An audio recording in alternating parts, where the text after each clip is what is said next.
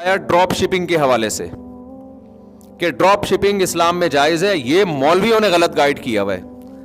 حالانکہ مولویوں نے ڈراپ شپنگ کی ساری صورتوں کو حرام قرار نہیں دیا, جو حرام تھی ان کا بھی آلٹرنیٹ بتایا ہے. حالانکہ مولوی کے ذمہ آلٹرنیٹ بتانا نہیں ہے, اس لیے بتایا ہے کہ لوگ تجارت کریں. بھائی یہ حرام صورت ہے, اس کو یوں کر لو گے تو یہ کیا ہو جائے گی, جائز ہو جائے گی. لیکن وہی بات ہے, کلپ چلے گا نہیں جب تک مولویوں کو برا ہو. تمہیں ڈراپ شپنگ کے خرید و فروخت کے مسائل کا تمہیں کیا پتا؟ 2 حدیثیں کوٹ کی ہے. ایک حدیث یہ ہے کہ نبی صلی اللہ علیہ وسلم نے وہ چیز جو آپ کے پاس نہیں ہے, لا تبع ما لیس عندک. اب میں پوری حدیث پڑھ رہا ہوں نا, اب آپ کہیں حدیث کا نمبر کوڈ نہیں کر رہا, تو بھائی میں پوری عربی میں الفاظ آپ کو سنا رہا ہوں, اور میں اس لیے نمبر کوڈ نہیں کر رہا کہ میں پہلے سے یہ موضوع پر بات کرنے کے لیے تیار تھوڑی تھا. یہ تو کسی نے ابھی بات ذہن میں آ گئی تو میں اب بتا رہا ہوں. تو یہ تو زیادہ ایک علمیت کی بات ہے کہ آپ کو بغیر اطلاع کے ٹاپک دے دیا جائے اور آپ اس پہ حدیثیں پیش کرنا شروع کر دیں. تو کوڈ جو حوالہ جو میں نہیں دے رہا نا, اس لیے کہ پہلے سے تھوڑی مجھے, میں ڈاکٹر ذاکر نائک تھوڑی ہوگا, میں اتنی ساری حدیثوں کے نمبر یاد کر کے لے کر آؤں میں آپ کے سامنے. تو ڈاکٹر صاحب کی اپنی ایک فیلڈ ہے, اس میں وہ ماسٹر ہیں, لیکن ہر آدمی ہر وقت حوالوں کے ساتھ بیٹھا ہوا نہیں ہوتا. ہاں یہ میرا چیلنج ہے کہ یہ حدیث نہ ہو تو پھر آپ بتانا مجھے, آپ گوگل پہ لکھو گے آ جائے گی یہ حدیث.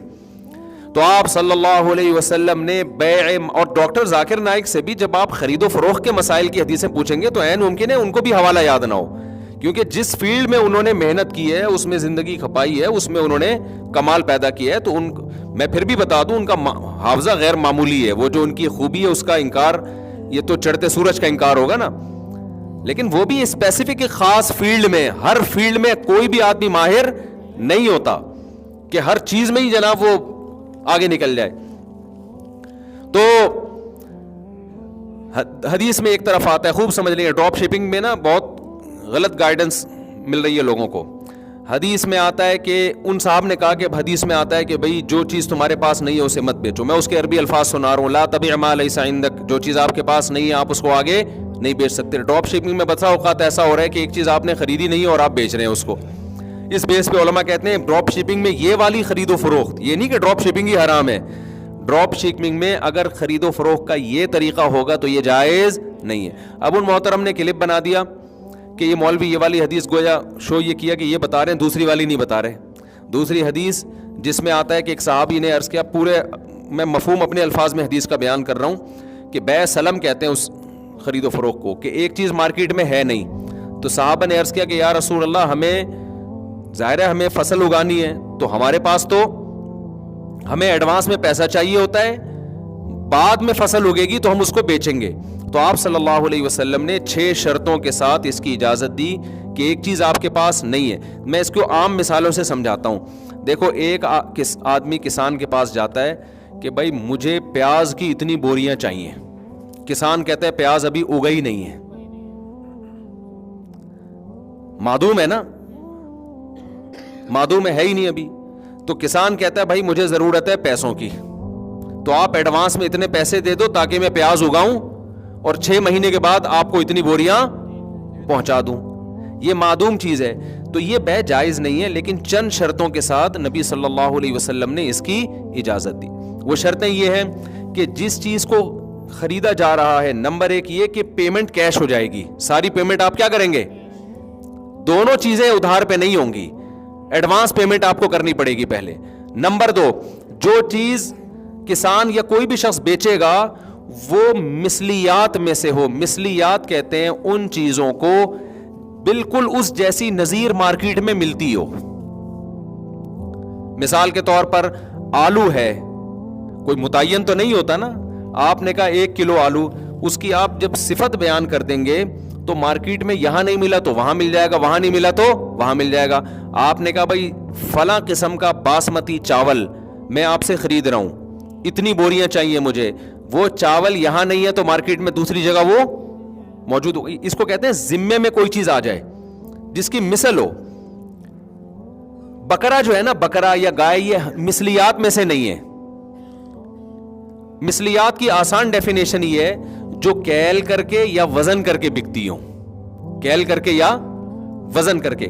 کپڑا جو ہے نا, کپڑا خاص کمپنی کا اور خاص کلر کا, یہ تو مثلیات میں سے ہوگا, لیکن صرف کپڑا آپ نے کہہ دیا تو یہ مثلیات میں سے نہیں ہے. سمجھ رہے ہیں بات کو؟ تو آپ نے یہ جتنی بھی گاجریں ہیں, دالیں ہیں, چاول ہے, یہ ساری مثلیات میں سے ہیں. تو ان میں نبی صلی اللہ علیہ وسلم نے وہ چیز جو ابھی ہے ہی نہیں اس کو بیچنے کی اجازت دی, لیکن آپ صلی اللہ علیہ وسلم نے شرط لگائی کہ الا اجل معلوم, مدت متعین. تو پہلی بات تو یہ اجل ہونی چاہیے. اجل کا مطلب ایک خاص ٹائم کے بعد وہ ڈیلیور کرے گا. ابھی اگر اس کے پاس موجود ہے اور آپ نے اشارہ کر دیا کہ میں یہ تم سے خرید رہا ہوں, تو پھر اس میں یہ بے سلم جائز نہیں ہے, کیونکہ وہ تو موجود ہے نا, اس کو تو فوراً آپ اٹھا کے دیں. ابھی اس میں یہ ادھار والا معاملہ نہیں چلے گا. تو کیل معلوم ہونا چاہیے, اجل معلوم ہونا چاہیے, اس کی جو صفات ہیں پوری اتنی اچھی طرح ایکسپلین ہو جانی چاہیے کہ بعد میں جب وہ ڈیلیور کرے تو نزاع کا خطرہ بالکل ہو ہی نہیں کہ آپ کیا میں نے تو یہ کہا تھا تم یہ اٹھا کے لے آئے. تو یہ مثلیات میں تو ہوتا ہے, جو چیزیں ہم مثل نہیں ہیں ان میں نہیں ہوتا. سمجھ رہے ہیں بات کو؟ ہم مثل نہیں ہے. جیسے آپ کی مخصوص بائک ہے, 1 سال پرانی ہے, چلا چلا کے آپ نے پرانی کر دی, اس بائک کو جب آپ بیچو گے تو بے سلم کے طور پہ نہیں بیچ سکتے, کیونکہ اس کو آپ جتنا مرضی ایکسپلین کرو گے بالکل اس جیسی بائک مارکیٹ میں نہیں ہوگی. ہاں 0 میٹر بائک میں بے سلم کر سکتے ہیں, 0 میٹر گاڑی میں بھی بے سلم کر سکتے ہیں. سمجھ میں آ رہی ہے بات؟ 0 میٹر گاڑی, کیونکہ کمپنیوں کی 0 میٹر گاڑیاں آپ ماڈل بتا دیں, رجسٹریشن کا جو سال ہے وہ بتا دیں, تو وہ سب ایک ہی جیسی ہوتی ہیں. تو اس طرح سے بے سلم کی شریعت میں اجازت ہے. یہ خلاف قیاس ہے. تو خلاف قیاس کا مطلب ہوتا ہے جن شرطوں کے ساتھ اجازت ملے گی انہی شرطوں کے ساتھ آپ یہ بے معدوم کر سکتے ہیں, اس کے علاوہ نہیں کر سکتے. تو ان شرطوں میں پوری امت کا اجماع ہے کہ وہ فوراً نہیں ہو, وہ ابھی موجود نہیں ہونی چاہیے, یعنی متعین نہیں ہونی چاہیے. ڈراپ شپنگ میں آپ بے سلم نہیں. ڈراپ شپنگ میں مسئلہ یہ ہے کہ بہت ساری چیزیں جو ابھی آپ کی ملکیت میں نہیں آئی ہیں آپ وہ آگے بیچ رہے ہوتے ہیں. تو اس کا طریقہ شریعت نے یہ بتایا ہے کہ آپ قبضہ کیے بغیر بیچے نہیں, یا تو بے سلم کریں, اس میں بے سلم کریں. سلم کا مطلب یہ کہ آپ اس سے کہیں بھائی یہ چیز ابھی تمہارے پاس کمپنی کے پاس موجود نہیں ہے, اور بے سلم میں کم سے کم مدت 1 مہینہ ہے. 1 مہینے سے پہلے اگر وہ ڈیلیور کرنے کی وعدہ کر لیتا ہے تو اس میں بے سلم جائز نہیں ہے. سمجھ میں آ رہی ہے بات؟ کیونکہ یہ شریعت نے ایک عام قاعدے سے ہٹ کے ہمیں اجازت دی ہے, تو اس میں اگر وہ 1 مہینے سے پہلے ڈیلیور کر سکتا ہے تو پھر آپ کو 1 مہینے تک انتظار کرنا پڑے گا, کیونکہ معدوم چیز کی بے نہیں, معدوم کہتے ہیں جو موجود ہی نہیں, اس کی بے نہیں ہو سکتی. تو یہ سارے جوئے اور سٹے کی صورتیں روکنے کے لیے شریعت نے پابندیاں لگائی ہیں. تو ان پابندیوں کو گورا فالو نہیں کرتا, آپ کو فالو کرنا پڑے گا. تو آپ نے کیا کرنا ہے کہ اگر سلم کے طریقے پر کسی کمپنی کی گاڑی بک کرانی ہے تو 6 مہینے بعد, 1 مہینے بعد, 2 مہینے بعد آپ بک کرا سکتے ہیں, لیکن پیمنٹ کیا کرنی پڑے گی؟ ایڈوانس میں. ایسا نہیں ہو سکتا پیمنٹ بھی بعد میں اور چیز بھی بعد میں ڈیلیور ہو, یہ نہیں ہو سکتا. دوسرا مثلیات میں ہوگا, جو متعین چیزیں ہوتی ہیں, یہ چیز اس میں نہیں ہوتا. ڈراپ شپنگ میں بے سلم بعض صورتوں میں بے سلم بن رہی ہوتی ہے, بعض صورتوں میں بتا رہا ہوتا ہے یہ پروڈکٹ ہے, یہ میں تمہیں بیچ رہا ہوں, تو یہ اس میں آپ بے سلم کے طور پر اس کو نہیں خرید سکتے, کیونکہ وہ تو متعین ہے. اس میں اگر آپ نے خرید کے آگے بیچ دیا تو یہ سمجھا جائے گا معدوم چیز کو بیچ رہے ہیں, وہ چیز جس کے آپ مالک نہیں بنے. اور صرف مالک بننا بھی ضروری نہیں ہے, اس کا قبضہ ہونا بھی ضروری ہے. تو آپ اس کو خریدیں, خریدنے کے بعد قبضہ کریں, قبضے کے بعد آگے بیچیں گے آپ اس کو. سمجھ میں آ رہی ہے بات کہ نہیں آ رہی؟ اس سے پہلے آپ کے لیے بیچنا جائز نہیں ہے, بیچ دیا تو پروفٹ حلال نہیں ہے آپ کے لیے. اچھا, یہ جو محترم آئے ہیں مارکیٹ میں, انہوں نے کہا کہ یہ مولوی لوگ حدیث کو گویا سمجھے نہیں ہے. حدیث میں جو آتا ہے نا کہ جو چیز تمہارے قبضے میں نہیں, یہ میں اس پہ پراپر وے میں نا کلپ ریکارڈ کرواؤں گا, کیونکہ ابھی یہ جمعے کا بیان ہے اور موضوع بھی خشک ہے نا خرید و فروخت کے مسائل کا, تو یہ لوگوں کے زیادہ تر اوپر سے ہی گزر جاتا ہے. تو میں پراپر ڈراپ شپنگ کے جتنے شرعی احکام ہیں میں پراپر انشاءاللہ اس پہ کلپ ریکارڈ کرواؤں گا. اور یہ بات دماغ سے نکال دیں, بعض لوگ مولویوں کے خلاف ذہن بنا رہے ہیں کہ انہوں نے ہر چیز کو حرام قرار دیا ہوا ہے, یہ چاہتے ہی نہیں کہ لوگ پیسہ کمائیں, مسلمان ترقی میں پیچھے پڑ جائیں. جب یہ کرپٹو کرنسی آئے نا, اتنا لوگوں نے ہم پہ دباؤ ڈالا کہ ہم اس کو فرض قرار دیں, حلال نہیں بلکہ اس کی خرید و فروخت کو فرض قرار دیں ہم. اور تانے دیے جا رہے تھے کہ ابے یہ تجارت میں لوگوں کو پیچھے دھکیل رہے ہیں, یہ یوں کر رہے ہیں, یہ دیکھو یہ چاہتے ہی نہیں یہ لوگ پیسہ کمائیں, خود تو یوٹیوب سے پیسے کماتے ہیں چینل بنا بنا کے اور دوسروں کو منع کیا ہوا. اتنے تانے. آج وہ جو کرپٹو کرنسی کے بڑے بڑے وہ تھے نا جو گن پوائنٹ پہ ہم سے کہہ رہے تھے کہ اس کو کرو کہ یہ حلال ہے, حالانکہ ہمیں نہ حلال کہنے میں فائدہ نہ حرام کہنے میں. تو آج جب کرپٹو کرنسی ان کو لے کے ڈوبی ہے نا, تو آج وہ الٹا تانے دے رہے ہیں کہ یہ مولوی لوگ اس کو شروع سے حرام کیوں نہیں کہتے تھے.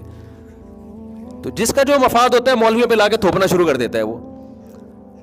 تو یہ جو نبی صلی اللہ علیہ وسلم نے وہ چیز جو آپ کے پاس نہیں ہے اسے بیچنے سے منع کیا, تو محترم اس کی وجہ یہ بتا رہے ہیں کہ ایکچولی اس میں آپ کو نقصان کا خطرہ ہے. آپ وہاں سے خریدو گے, پتہ نہیں کس ریٹ پہ ملے, آپ نے کسی اور سے کسی اور ریٹ کا وعدہ کر لیا تو ایکچولی یوں ہو جائے گا. تو اس لیے آج کل تو ایسا نہیں ہے, کمپنیوں کے ریٹ متعین ہے, آپ کو پتہ ہے جب جاؤں گا مارکیٹ میں مل جائے گی. تو اس لیے آج کل یہ بے معدوم بھی جائز ہے. یہ محترم نے لاجک ہی غلط پیش کی ہے. خوب سمجھ لو, جو چیز نہیں ہے اس کو بیچنا صرف اس لیے حرام نہیں ہے کہ بعد میں دھوکے کا خطرہ ہے. اس کی بڑی وجہ یہ ہے کہ جس چیز کا آپ رسک نہیں لیتے, اسلام اس پہ پروفٹ کمانے کی بھی آپ کو اجازت نہیں دیتا. یہ اصل لاجک ہے. اس لیے کہتے ہیں مسائل علماء سے پوچھا کرو. ہر پاگل سے پاگل نہ, جو حکیم نہیں ہے وہ حکیم بنا ہوا ہے, جو ڈاکٹر نہیں ہے وہ ڈاکٹر بنا ہوا ہے, جو مفتی نہیں ہے مفتی بنا ہوا ہے. الخراج بالضمان, یہ اسلام کا متفقن علیہ اصول ہے, قرآن و سنت سے ثابت ہے. دیکھو پروفٹ کی دو قسمیں ہیں. اب یہ بات چل پڑی ہے تو ادھورا کلپ بنائیں گے, لوگ غلط گائیڈ کریں گے. جلدی سے بہت آسان کر کے سمجھاؤں گا. یہ ساری زندگی آپ کو خرید و فروخت کا یہ مسئلہ ہے نا, خرید و فروخت میں فائدہ پہنچائے گا. جب بھی آپ پیسہ کماتے ہیں تو دو طرح سے کماتے ہیں, یا تو کوئی عمل کر کے, کسی عمل کی اجرت مل رہی ہوتی ہے آپ کو, یا آپ اپنی کوئی چیز ہوتی ہے اس پہ پروفٹ لیتے ہیں. ٹماٹر کی مثال ہم دیتے ہیں, بہترین چیز ہے ٹماٹر, نام لینے میں بھی اچھا لگتا ہے. خربوزہ زیادہ اچھا. خربوزہ, آپ نے خربوزہ اٹھایا, یہ کس کا خربوزہ ہے؟ آپ کا خربوزہ خریدا آپ نے, 50 روپے کا خربوزہ آپ نے اٹھایا. اب آپ یہ خربوزہ بیچ کے 60 روپے میں بیچ رہے ہو, تو اس خربوزے پہ 10 روپے کما رہے ہو, عمل پہ نہیں, خربوزے پہ کما رہے ہو, اپنی چیز پہ. بیچنے کا عمل تو ہے, لیکن اس بیچنے کے عمل کے الگ سے کوئی پیسے نہیں مل رہے. آپ کو پیسے کس سے مل رہے ہیں؟ خریدنے والا جو پیسے دے رہا ہے اس پروسیس کے پیسے نہیں دے رہا, خربوزے پہ 10 روپے آپ کو زیادہ دے رہا ہے. یہ ہے اس چیز کا پروفٹ. اور نفع کی دوسری قسم ہوتی ہے عمل کا پروفٹ. خربوزہ وسیم کا, خریدنے والا ستار. آپ نے دونوں کے درمیان خرید و فروخت کا عمل کروایا, یا آپ نے وسیم کا خربوزہ قبضہ لیا اور آپ نے کہا وسیم بھائی میں تمہارا خربوزہ مارکیٹ میں بکواتا ہوں, مجھے 10 روپے دے دینا اس کے. آپ مارکیٹ میں لے جا کے آپ نے یہ غفار بھائی کو پہنا دیا, کیونکہ ہمارے ہاں, یہ ناروے سے ہیں, ان کو نہیں پتا, ہمارے ہاں چیزیں بیچی نہیں جاتی, ہمارے ہاں پہنائی جاتی ہے. اس پہنانے کا کمیشن ملتا ہے کہ تو نے کتنے میں پہنایا. اب یہ پہنا ہے بڑی مزے کی اصطلاح, یہ جس کو جو پہناتا ہے اس کو ہی پتا ہے, ڈکشنری میں نہیں ملے گا آپ کو یہ. اب یہ خربوزہ آپ کا تھا نہیں, تو آپ نے 10 روپے کمائے کیسے اس پہ؟ حلال ہو سکتے ہیں؟ نہیں. حلال یہاں پر اس لیے ہے کہ آپ نے یہ پہنانے کا جو عمل ہے نا, اس عمل کے پیسے ملے ہیں آپ کو. سمجھ میں آ رہی ہے؟ یہ خرید و فروخت کے نا ایک بہت ضابطہ ہے, یہ تاجر لوگ اس کو کھوپڑی میں اچھی طرح سے بٹھا لیں, یہ بہت فائدہ دے گا انشاءاللہ. ایک ہوتی ہے عمل کی اجرت, ایک ہوتا ہے اس چیز کی کا نفع جو آپ کی ہے. تو عمل کی اجرت تو اس میں ایک شرط ہے کہ عمل جائز ہو اور اجرت متعین ہو. آئی بات سمجھ میں؟ عمل جائز ہو اور اجرت بولو متعین. یہ دو طرح سے جائز ہے. ایک تیسری طریقے سے بھی جائز ہے یہ کہ جس کو مزاربت کہتے ہیں. آپ نے اپنی پیسہ دیا کسی کو 10 لاکھ روپے, یہ 10 لاکھ سے بھائی تو بزنس کر, پیسہ آپ کا ہے, عمل کس کا ہے؟ عمل اس کا ہے. تو اجرت متعین نہیں کی آپ نے, بلکہ آپ نے کہا تجھے عمل کے پیسے ملیں گے, لیکن کتنے, جتنا پروفٹ ہوگا نا اس میں سے اتنے % تیرا, اتنے % میرا. یہاں بھی اجرت متعین نہیں ہے, لیکن اسلام نے اس کی بھی اجازت دی ہے, لیکن یہ بھی عمل کی اجرت ہے. سمجھتے ہو؟ جس نے پیسہ انویسٹ کیا اس کو عمل کی اجرت نہیں مل رہی, اس کو اس کی چیزوں کی اجرت مل رہی ہے. لیکن جو محنت کر رہا ہے اس کو اجرت چیزوں کی نہیں مل رہی, اس کو کس کی مل رہی ہے؟ عمل کی مل رہی ہے. آئی بات سمجھ میں؟ اب عمل کی اجرت میں تو کوئی رسک نہیں ہے آپ کا, کیونکہ آپ کا کچھ لگا ہی نہیں ہے, تو رسک کہاں سے ہو گیا؟ سارا رسک انویسٹر کا ہوتا ہے, لاس کس کا ہوتا ہے؟ انویسٹر کا. تو جب عمل کی اجرت لیتے ہیں تو اس میں جو رسک ہوتا ہے نا صرف اتنا ہوتا ہے کہ عمل ضائع ہو جائے گا آپ کا. مثال کے طور پر آپ خربوزہ لے کے گئے مارکیٹ میں, بہت سے لوگوں کو پہنانے کی کوشش کی, لیکن ان کو کوئی پہلے کیلے پہنا چکا تھا, اب ان کو خربوزے کی ضرورت ہے ہی نہیں, یا آپ سے اچھا خربوزہ کوئی ان کو پہلے پہنا چکا تھا. آپ کا سارا دن ضائع ہو گیا. آپ نے آ کے وسیم بھائی کو خربوزہ پکڑایا, بولا اپنا خربوزہ پکڑ میری بلا سے. تو رسک آپ کا یہ ہے کہ آپ کو پروفٹ بھی نہیں ملا, لیکن آپ کی محنت کیا ہو گئی, ضائع. یہ رسک. لیکن جہاں چیز آئے گی نا, ایسٹ آئیں گے یا پیسہ آئے گا, اس پہ جب آپ پروفٹ کماؤ گے تو شریعت کہتی ہے اس پیسے کا رسک آپ کو لینا پڑے گا. عمل تو آپ کر نہیں رہے, رسک لینا پڑے گا. زمان کا کیا مطلب, اس کنڈیشن میں یہ پیسہ ایک دفعہ آئے یا یہ چیز آئے کہ ضائع ہو تو آپ کا نقصان سمجھا جائے. اب میں اس کو ذرا مثال سے سمجھاتا ہوں. مثال کے طور پر ان کے پاس خربوزے کی ایک پیٹی پڑی ہوئی ہے. میں عمل کی اجرت نہیں لے رہا کہ ان کا خربوزہ کسی کو پہناؤں, میں چاہتا ہوں اس خربوزے کو سے جو پروفٹ ہو نا, تو اس خربوزے پہ میں اتنا پروفٹ کماؤں. تو شریعت کہتی ہے کہ یہ خربوزہ پہلے آپ اپنے قبضے میں لیں گے, اس کے بعد آگے کسی کو بیچیں گے. کیوں؟ اپنے قبضے میں لینے کا فائدہ یہ ہوگا, چاہے ایک سیکنڈ کے لیے قبضے میں آئے, کہ اس دوران یہ ہلاک ہو گیا تو نقصان کس کا ہوگا, آپ کا ہوگا. اس کنڈیشن میں آنا ضروری ہے, کیونکہ جس چیز کی ہلاکت کا رسک آپ نہیں لیتے اس پہ پروفٹ بھی آپ نہیں کما سکتے. بات آ رہی ہے سمجھ میں؟ اب دیکھو خربوزہ ان کے پاس پڑا ہوا ہے, یہ ہے وسیم بھائی, فرض آپ کا نام کیا ہے, عبد الرؤف بھائی ہے, چشمہ لگایا ہوا ہے انہوں نے, خربوزہ ان کے پاس پڑا ہوا ہے, ایک پیٹی پڑی ہوئی ہے. میں آ گیا جی مارکیٹ میں, میرا 1 روپیہ بھی نہیں لگا, میری کوئی محنت بھی نہیں. میں نے کیا کیا, آپ کا نام کیا حضرت, علی حیدر بھائی سے میں نے کہا کہ علی حیدر بھائی میں آپ کو خربوزے کی ایک پیٹی بیچ رہا ہوں. اچھا, میں نے ان سے پوچھا بھائی یہ 500 روپے کا خربوزہ ہے, 500 روپے کی پیٹی ہے. انہوں نے کہا 500 کی ملتی نہیں ہے, لیکن چلو فرض کر لیتے ہیں نا 500 کی پیٹی ہے. میں نے کہا یار ٹھیک ہے جی 500 کی پیٹی ہے نا. یہ بیچارہ خربوزے کی پیٹی لے کے بیٹھا ہوا ہے, کوئی آسمانی آفت آتی ہے اس کی ٹینشن, اس میں کیڑا لگ جاتا ہے اس کی ٹینشن, مارکیٹ سے یہ لے کر آیا, سب کچھ اگایا اس نے یا جو بھی کیا, ساری ٹینشن اس نے لی ہے. میں بیچ میں گنا بن کے آیا, میں نے کہا بھائی ٹینشن فری لائف گزارو. میں نے کہا کہ بھائی آپ کو میں خربوزہ بیچ رہا ہوں, بتا کتنے کا. آپ نے کہا بھائی ٹھیک ہے میں 600 میں لوں گا. مجھے 100 روپے کا سیدھا پروفٹ مل رہا ہے. میں نے کیا کیا, میں نے جب یہاں سے پتہ چل گیا, میں نے ان کو بیچ دیا وہ, اور کہا آپ کے گھر پہنچا رہے ہیں ہم. آپ کے گھر کیا کر رہے ہیں ہم, پہنچا رہے ہیں. اس کو میں نے بولا تو اٹھا کے ڈائریکٹ ان کے گھر پہنچا دے. اب یہ جو لے کے جائے گا نا راستے میں, سارا رسک کس کا ہے, اس کا ہے. سارا رسک کس کا ہے, اس کا ہے. یہ جب وہاں جا کے پہنچائے گا مجھے کوئی ٹینشن نہیں ہوگی, میں آرام سے بیٹھا ہوں. اس میں کیڑا نکل آئے, اس میں کوئی مسئلہ ہو جائے, اس میں کوئی جالی نکلے, سارا رسک کس کا ہے, میں نے تو یہاں سے بھرنا ہے. تو شریعت کہتی ہے بیچ میں گھننا بن کے کیوں پیسے کما رہے. اس سے پیسے کی تقسیم میں اعتدال نہیں رہتا. کچھ لوگ بیچ میں رسک اٹھائے بغیر گھستے ہیں, اس سے چیزوں کی ویلیو خام میں بڑھتی ہے, اور رسک لینے کے لیے وہ تیار نہیں ہوتے.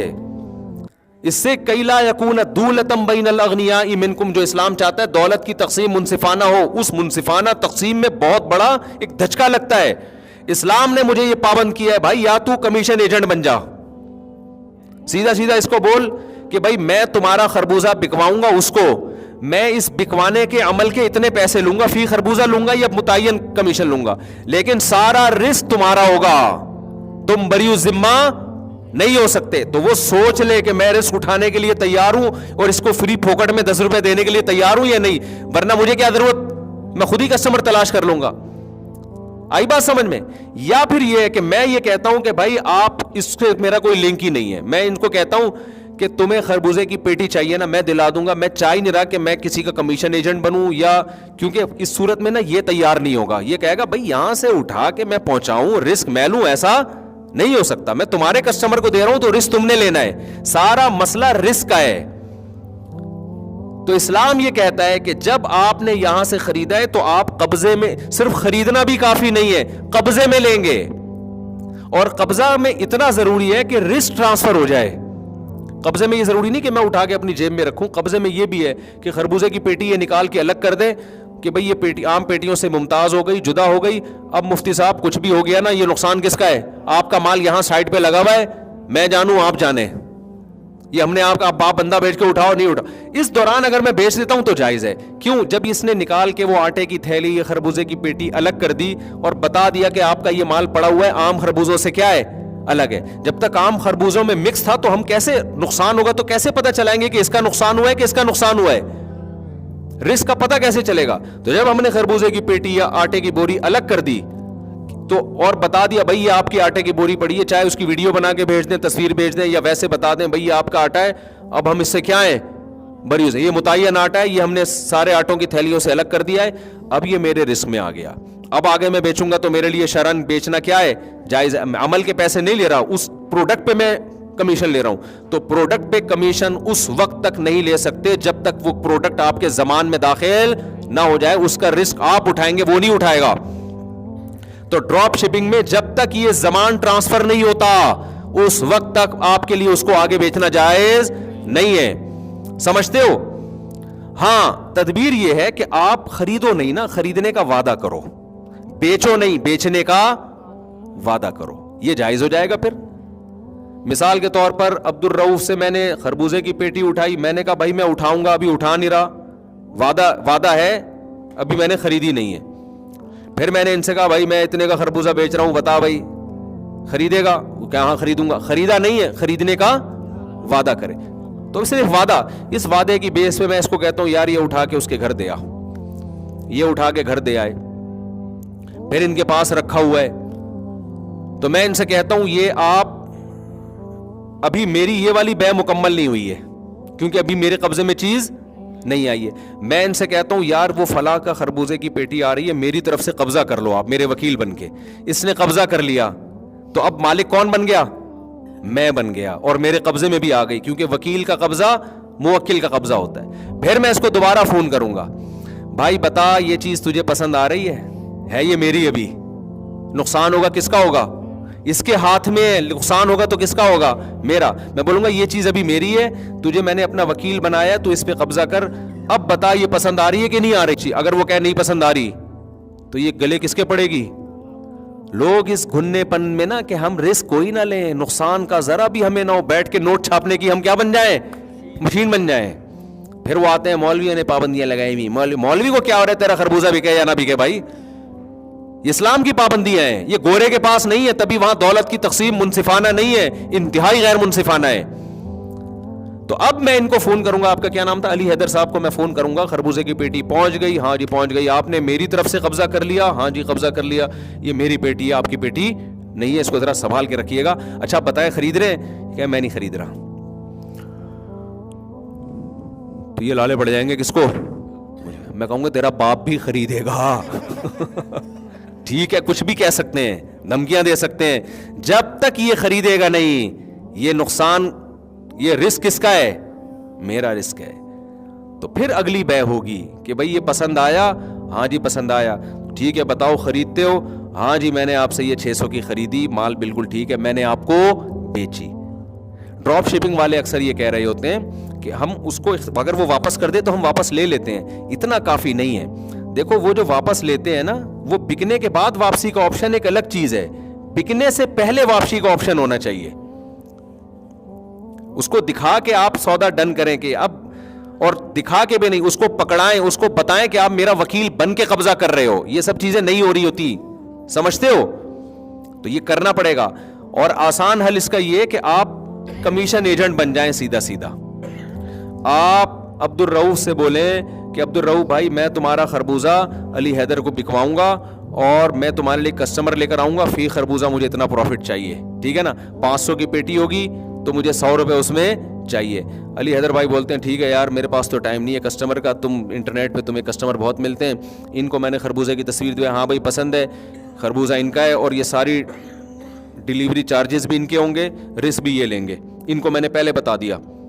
تو پھر سیدھا سیدھا یہ پہنچائیں تو ہم پھر عمل کی اجرت لے رہے ہیں, خربوزے کی اجرت نہیں لے رہے. یہ آسان طریقہ ہے, یا تو خریدنے کا بیچنے کا وعدہ کریں یا عمل پہ کمیشن لیں, تو کمیشن ایجنٹ بن کے. لیکن کمیشن ایجنٹ بننے میں سارا رسک بیچنے والے کا رہے گا. ڈراپ شپنگ میں بیچنے والا رسک نہیں لے رہا ہوتا, وہ کہتا ہے آپ جہاں کہو گے پہنچائیں گے.